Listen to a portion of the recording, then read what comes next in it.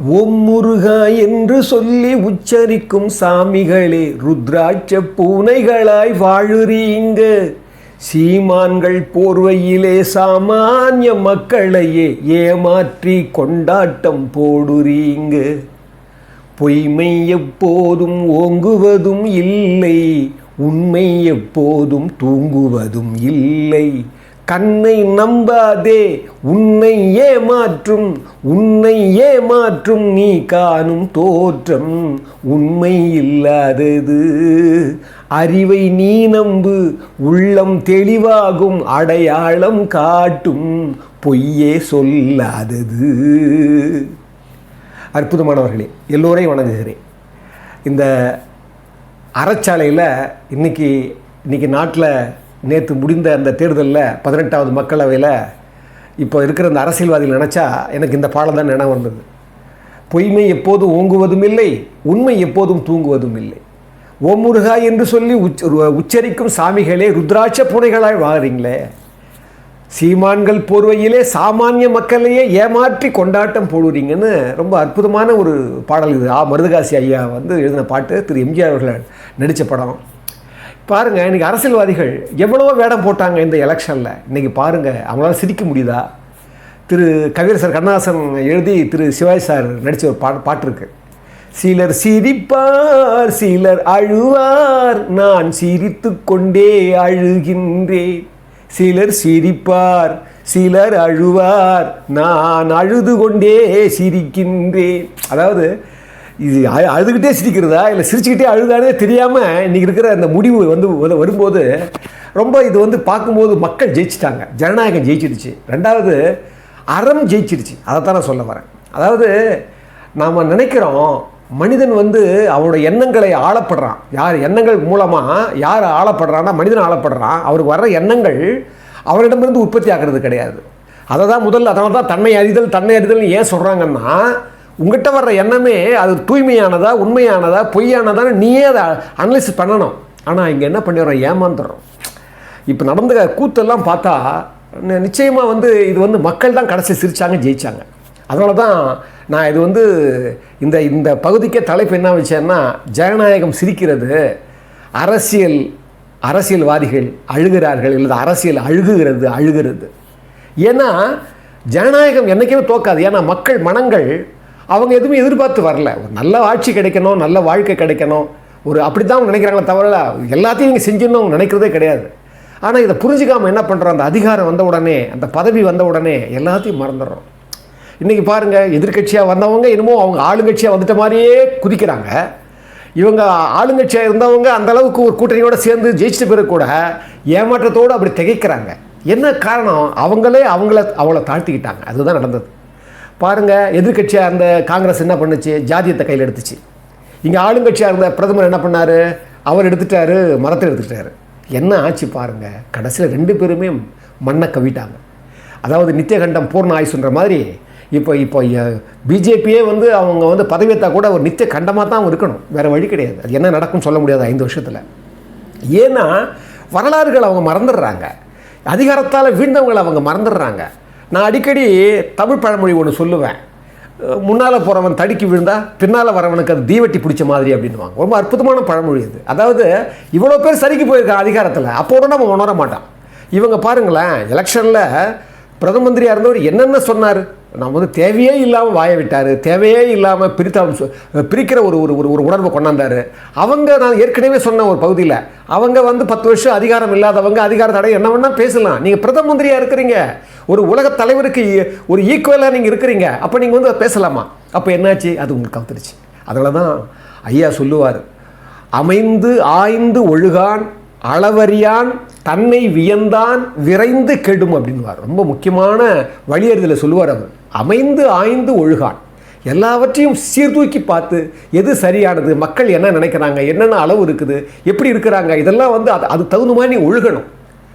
அளவறியான், அந்த அளவறியான்னா ஒரு சமாதானமாக போகணும் எல்லார்ட்டையும். அவங்க பாருங்களேன், உங்களை எதிர்த்து எல்லாமே நிற்கிறாங்க, இத்தனை கட்சிகள் நிற்கிறாங்க, ஒரு 5 பேர் உங்க கூட வர முடியலையே, என்ன காரணம்? இதெல்லாம் உங்கள் கூட இருந்தவங்களே சிரோமணி அகாலி இதெல்லாம் போயிடுச்சு.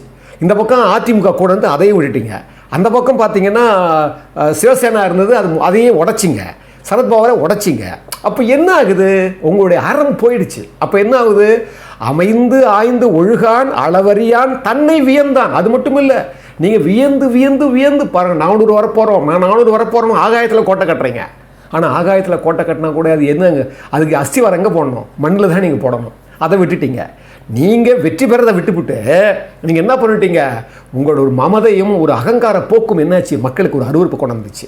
உங்கள் பேச்சே உங்களை வந்து கெடுத்துருச்சு. நான் நிச்சயமாக சொல்லுவேன், பிரதம மந்திரி என்னைக்கு வந்து அவர் மதம் ரீதியாக பேச ஆரம்பித்தாரோ, ஒரு பிரிவு ரீதியாக மாநில ரீதியாக பேச ஆரம்பித்தாரோ, அப்போதுலேருந்தே அவர் சர்க்கிள் வந்துருச்சு. அதனால தான் கேடு வரும் பின்னே மதி கெட்டு வரும் முன்னே அப்படின்னு சொல்லுவாங்க.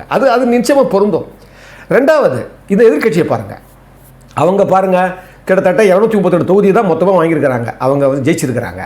இவங்க 293 கிட்ட வந்துட்டாங்க. கூட்டணியாக பார்த்தா இவங்க ஜெயிச்சிருக்கிறாங்க, பலம் இருக்குது. இவங்களுக்கு பலம் இல்லை. ஆனால் உடனே சொல்கிறாங்க, நாங்கள் உடனே சந்திரபாபு நாயுடு பேசுவோம், நாங்கள் நிதிஷ்குமாரை பேசுவோம், நாங்கள் இப்போவே சொல்லிட்டோம்னா நாங்கள் வந்து மோடி மோப்பம் முடிச்சிடுவார். அதாவது இப்போ தான் நீங்கள் ஒரு மூச்சு விடுறதுக்கு ஒரு வாய்ப்பை கொடுத்துக்கிறாங்க மக்களும் காலமும். நீங்கள் உடனே அப்போ கூட அந்த அறம் தோணுதா பாருங்கள், அந்த மூச்சு கூட வாங்கலை. உடனே அவங்க என்ன பண்ணுறாங்க?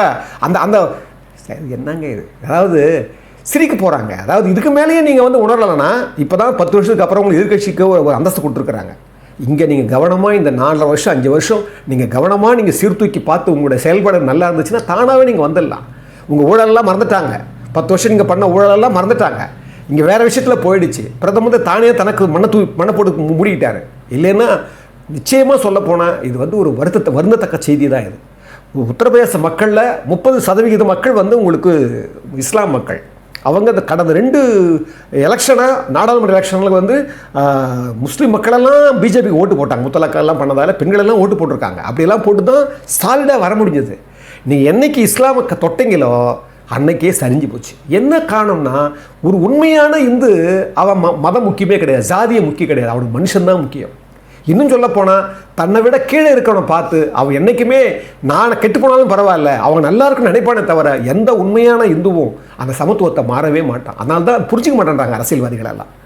ஏன்னா ஒவ்வொரு இடத்துலையும் ஒரு சாமானியமான மக்கள்கிட்டையும், ஒரு சாமானியமான மதத்திலேயோ, ஒரு சாமானியமான ஒரு ஜாதியிலேயோ, இல்லை ஒரு சிறுபான்மை அந்த இடத்துலையோ நீங்கள் பிறந்து பார்த்தா தான் அந்த வழி தெரியும். ஒரு தாழ்த்தப்பட்ட சமூகத்திலிருந்து அங்கே பிறந்து பார்த்தா தான் தெரியும் அந்த வழி என்னன்னு. நம்ம இங்கேருந்து பார்த்தா தெரியாது. எவ்வளோ ஒன்றா பேசலாம், எவ்வளோ ஒன்றா உணரலாம். அங்கேருந்து பிறந்து பார்த்தா தான் நமக்கு தெரியும். மனிதர்கள் எப்போவுமே நம்ம தன்னை மற்ற இடத்துல இருந்து பொருட்படுத்தி தான் பார்க்கணும். அப்போ தான் அந்த அறம் தெரியும். இங்கே பாருங்கள், இவங்க சாதியத்தை கையில் எடுத்தாங்க. எதிர்கட்சி என்ன பண்ணாங்க தெரியுமா? மத்திய பிரதேசத்துலையும் பீகார்லையும் பப்பு வேகலை. இவங்க பாருங்கள், மதத்தை கையில் எடுத்தாங்க. அயோத்தியில் ராமர் கோயில் கட்டின இடத்துலையே ராமருக்கே பிடிக்காமல் அந்த ஃபைசாபாத் தொகுதியில் தோக்குறாங்க. இதுதான் அறம்னு நான் சொல்கிறேன். திருப்பி சொல்கிறேன். வியவர்க்க எஞ்ஞான்றும் தன்னை நயவர்க்க நன்றி பயவாவினைன்னு குற்றம் கடிதத்தில் சொல்லுவார் ஐயா. என்ன அர்த்தம் தெரியுமா? வியவர்க்க எஞ்ஞான்றும் தன்னை ஒரு பெரிய ஆளை நினச்சிக்காதீங்க. ஒரு சந்தர்ப்பம் உருவாக்கியிருக்கு, ஒரு காலம் உருவாக்கியிருக்கு, ஒரு இயற்கை உருவாக்கியிருக்கு, நமக்கு சேவை பண்ணுறதுக்கு ஒரு வாய்ப்பு கொடுத்துருக்கு. பிரதம மந்திரி என்னென்ன பேசினார் நல்லா யோசிச்சு பாருங்கள். மணிப்பூரில் அவ்வளோ கலவரம் நடந்தது, இது வரைக்கும் போய் பார்க்கல. தயவு செஞ்சு இனிமையாவது நீங்கள் ஆட்சி அமைச்ச பிறகாக போய் பாருங்கள். என்னென்ன தவறு திருத்திக்குங்க. விவசாயிகள் எவ்வளோ போராட்டம் பண்ணாங்க, எவ்வளோ பேர் அவங்க பண்ணது தப்பாகவே இருக்கட்டும், சந்திக்கிறது என்னையா போயிடுச்சு உங்களுக்கு? உங்களை என்ன பெரிய ஒரு வானத்தை கீழ்ச்சி வந்து நினச்சிட்டிங்களா நீங்கள்? ஒரு விவசாயிகள் எத்தனை விவசாயிகள் அந்த விவசாயத்தினுடைய நீங்கள் பார்க்கலன்ற எல்லா தமிழ்நாட்டு விவசாயிகளெல்லாம் ஆதங்கப்பட்டுக்கிறாங்க. ஞாபகம் வச்சுக்கோங்க. நீங்கள் வருஷத்துக்கு 6000 ரூபாய் அமிச்சா மட்டும் போதாது, அவருடைய உணர்வுகளை மதிக்கணும். நீங்கள் மதிக்கலை. எத்தனை தவறுகள் யோசிச்சு பாருங்கள் நீங்கள் என்னென்ன பண்ணீங்கன்னு. எப்படி அதாவது ஒவ்வொரு 7 கட்டமாக நடக்குது எலெக்ஷனு. ஒவ்வொரு கட்டமாக 310 வந்துருச்சு, 300 வந்துருச்சு, அது வந்துருச்சு, இது வந்துருச்சு. அவங்க தான் வந்து கூறாங்க அரசியல் சாசனத்தை அழிச்சிருவாங்க, அதை அழிச்சிருவாங்க, இதை அழிச்சிருவாங்கன்னு, எல்லாத்தையும் அழிச்சிருவாங்கன்றாங்க. நீங்கள் அதுக்கு மேலே போய் என்னையா ஒரு பெருந்தன்மை வேணாவா? ஒரு இந்திய பிரதமர் 64 கோடி வாக்காளர்கள் இங்கே வாக்கு போடுறாங்க, 97 கோடி வாக்காளர்கள் இருக்கிறாங்க, 141 கோடி மக்கள் வாழ்கிற ஒரு பகுதி. உலகமே வியக்குது இந்த ஜனநாயகத்தை பார்த்து. உங்களுக்கு எவ்வளோ பூரிப்பு இருக்கணும், எவ்வளோ பெருமை இருக்கணும். உங்களை ஏதாவது சொல்கிறவங்க சரி தமிழான கொஞ்சம் திருக்குறளை படிக்கிறீங்க, படிங்க. செவிகைப்ப சொற்பொருக்கும் பண்புடை வேந்தன் கவிகை கீழ் தங்கும் உலகு அப்படின்னுவார். இறைமாட்சியில் விற்பார் ஐயா. செவி கைப்ப இந்த காது ரணமாகிற அளவுக்கு உனக்கு விமர்சனம் பண்ணால் கூட அதை பொறுக்கணும் நீங்கள். ஏன்னா நீங்கள் பிரதம மந்திரியாக இருக்கிறீங்க, நீங்கள் ஒரு ஆட்சி தலைவனாக இருக்கிறீங்க. அதெல்லாம் உங்களுக்கு இல்லாமல் போயிடுச்சு. டாம்பிகமாகிட்டீங்க. நீங்கள் ரொம்ப அகங்கார போக்கு வந்துடுச்சு, ஆணவ போக்கு வந்துடுச்சு. அதெல்லாம் நான் நல்லா ஒரு 10 நாளாக நான் வீடியோ போடாமல் இருந்தேன். அதெல்லாம் சொல்லி தொலைக்கணுமே அப்படின்னு சொல்லி. ஆனால் இப்போவாது திருந்துங்க, வேறு வழி கிடையாது. அதை போலவே எதிர்க்கட்சி இன்னும் ஏன் 10 வருஷமாக நம்ம எதிர்க்கட்சிகள் கொடுக்கல, இப்போ ஏன் நம்ம ஒரு 99 சீட் கொடுத்தா அடக்கி வச்சிருக்காங்க அந்த காலம், அதையும் நீங்கள் உணரணும். உடனே நீங்கள் தான் ஆட்சி பண்ண முடியும் பண்ணாதீங்க, பண்ணவே முடியாது. இந்த 5 வருஷம் ஒழுங்காக நீங்கள் பண்ணீங்கன்னா வந்துடலாம். ஆனால் இதுக்கெல்லாம் ஒரு வாய்ப்பு இருக்குது. ரெண்டாவது ரொம்ப முக்கியமானது, இந்த எதிர்க்கட்சிகள்லாம் பண்ண இந்த கடந்த 2 எலெக்ஷனில் இந்த எலக்ட்ரோ மிஷினை பற்றி அநியாயமாக சொல்லிட்டு இருந்தாங்க. இப்போ புரட்டு மோடி மாற்றிட்டாரு, மிஷின் மாற்றிட்டாரு, அதை மாற்றிட்டாருனாங்க. இப்போ வந்து சொல்லவே மாட்டாங்க, ஏன்னா அவங்க ஜெயிச்சிட்டாங்க இல்லையா, சொல்ல மாட்டாங்க. தேர்தல் ஆணையம் எப்படி எந்த அளவுக்கு வரலாறு வந்தது தெரியுமா? அந்த வரலாறு படித்தா தெரியும். சோயா உங்களுக்கு TN சேஷன் இருந்தார். அவர் இருக்கும்போது அவர் இதே மாதிரி தான் அதிகாரமாக எடுத்துக்கிட்டு எல்லாத்தையும் மாற்றினார். நிறைய சீர்திருத்தம் கொண்டாந்தார். அது உடனே என்ன பண்ணாங்க, பார்லிமெண்ட் சட்டம் ஏற்றி ஒரு 3 தேர்தல் ஆணையராக உருவாக்குனாங்க. உடனே என்ன பண்ணார், 3 தேர்தல் ஆணையர் சொன்ன உடனே 2 ரூமை பூட்டிட்டு நான் தான் ஏன் தேர்தல் ஆணையர் ஒருத்தன் தான் ஏன்னு சொல்லி உட்காந்துட்டார். ஆனால் சுப்ரீம் கோர்ட்டில் மறுத்து இது வந்து ஏற்கனவே சட்டமே கொண்டு வரப்பட்டதை வந்து ஒத்துக்கணும்னு சொல்லி அதை அவங்க சேஷனுக்கு கூடவே ரெண்டு பேரையும் படிபுரிய ஒரு ஆணை கொடுத்தாங்க. அந்த மாதிரி வழியாக வந்தது. அதுக்கு முன்னால் நீங்கள் பார்த்தீங்கன்னா தேர்தல் ஆணையம் எப்படி உருவானதுன்னு பார்த்தீங்கன்னா 1947 நீங்கள் சுதந்திரம் அடைகிறதுக்கு முன்னால் கொஞ்சம் சில வாரங்களுக்கு முன்னால் அரசியல் நிர்ணய குழு, அரசியல் அமைப்பு சட்ட நிர்ணய குழு உருவாக்குற போது திரு ஜவஹர்லால் நேரு அவர்கள் மகாத்மா காந்தி கிட்ட போய் சொல்கிறாரு. அதாவது ஐவர் ஜென்னிங்ஸ்ன்னு சொல்லி ஒரு பிரிட்டிஷில் பெரிய அரசியல் பேர் அறிஞர் அவரை வந்து நம்ம அரசியல் நிர்ணய சபையில் அவரோட இந்த குழுவில் கொஞ்சம் உட்படுத்துகிறோம்னா நமக்கு ஒரு நல்ல ஒரு தரவுகள் கிடைக்குன்னு சொன்ன உடனே மறுக்கிறாரு மகாத்மா காந்திஜி. நாமதே அந்நியர்கிட்டேருந்து சுதந்திரம் வாங்குகிறோம், ஒரு அந்நியர் மூலமாக நம்ம அரசியல் நிர்ணய சபத்தை உள்ளே போனோம்னா அது நல்லா இருக்குமா? நல்லா இருக்காது. நம்ம அரசியல் சட்ட வல்லுநர் இருக்கிறாரு, நம்ம அம்பேத்கர் அவரை வச்சு நீங்கள் பண்ணிக்கன்னு சொல்லும்போது அவர் தான் அந்த வழிகாட்டுறாரு. முதல்ல தங்கினா கூட அவரை வச்சு தான் அந்த அரசியல் நிர்ணய குழுவில் இவர் வரைவு குழு தலைவராக்குறாங்க. எப்போ 1947 ஜனவரி ஆகஸ்ட் 5 சுதந்திரம் அடைஞ்ச உடனே அதே ஆகஸ்ட் 30 5 நாளில் அவர் அரசியல் சட்ட அந்த வரைவு குழுக்கு தலைவராக்குறாங்க.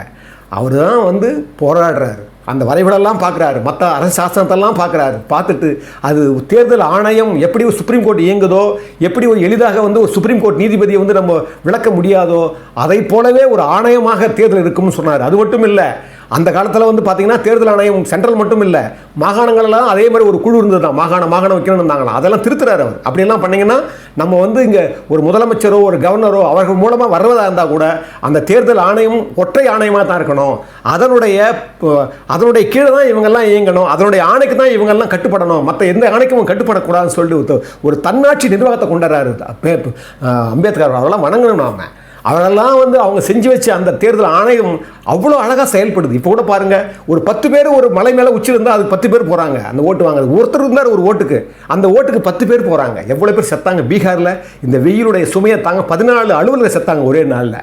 அப்படிப்பட்ட ஜனநாயகத்தை இவங்க குறை சொல்லி கடந்த 10 வருஷமாக மோடி வந்து பண்ணிட்டாரு, மோடி அந்த எலக்ட்ரானிக்ஸ் மாற்றிட்டாரு, இப்போ சொல்லியே பண்ணாங்க. இப்போ அவங்கெல்லாம் கொஞ்சம் இந்த ஜனநாயகம் வந்து மீண்டு எழுந்திருக்குது.